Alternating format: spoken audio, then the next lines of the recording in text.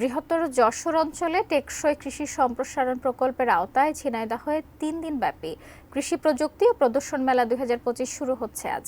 মেলায় প্রদর্শিত হবে বিভিন্ন কৃষি পণ্য ও প্রযুক্তি। মেলার আয়োজক ঝিনাইদহ কৃষি সম্প্রসারণ অধিদপ্তর। বিস্তারিত জানাতে মেলা প্রাঙ্গণ থেকে যুক্ত হচ্ছেন প্রতিনিধি ইমন হাসান। ইমন, আজকে তো মেলার প্রথম দিন, ক্রেতা দর্শনার্থীদের ভিড় কেমন দেখছেন, সব মিলিয়ে জানাবেন। শাকিলা, অসংখ্য ধন্যবাদ। ঠিক এই মুহূর্তে অবস্থান করছি ঝিনাইদহ যে সদর কৃষি অফিস চত্বরে। এখানে আসলে যশোর অঞ্চলের টেকসই কৃষি সম্প্রসারণের যে প্রকল্প আছে, সেই প্রকল্পের আওতায় কিন্তু এই 3 দিন ব্যাপী মেলাটা আজকে শুরু হয়েছে। আজকের আমি আপনাকে একটু জানিয়ে রাখি, এখানে সকাল থেকে কিন্তু দর্শনার্থীদের আনাগোনা আমরা দেখতে পাচ্ছি। Vision hot and cool AC 4-ওয়ে সলিনয়েড ভালভ টেকনোলজিতে হিটিং ও কুলিং দুই মোডেই কাজ করে সমানভাবে। Vision hot and cool AC.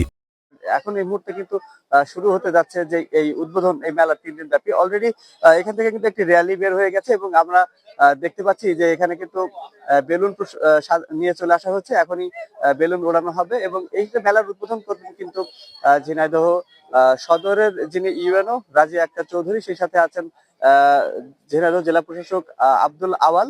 আর সেই সাথে কিন্তু এই উদ্বোধনে কিন্তু আছেন জেলার যে কৃষি সম্প্রসারণ অধিদপ্তরের উপপরিচালক ষষ্ঠী চন্দ্র রায় এবং সদরের যিনি সদর কৃষি অফিসার নূরে নবী।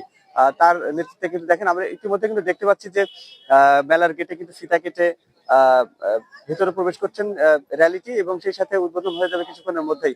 আর আপনার মাধ্যমে জানিয়ে রাখি, মেলাতে কিন্তু প্রায় 20টি স্টল স্থান পেয়েছে। সেই স্টলে কিন্তু রয়েছে বিভিন্ন প্রকার কৃষি পণ্য এবং কৃষির যে প্রযুক্তি, কৃষি প্রযুক্তি গুলোর মাধ্যমে আসলে কি সুন্দর করে যে কৃষকরা ফসল ফলিয়েছে, সেই ফসলগুলো আসলে কত উৎকৃষ্ট সেটাই দেখানোর চেষ্টা করছেন এখানকার কৃষি অফিসাররা এবং অংশগ্রহণ করেছে স্বতঃস্ফূর্ত ভাবে এখানকার কৃষকরা।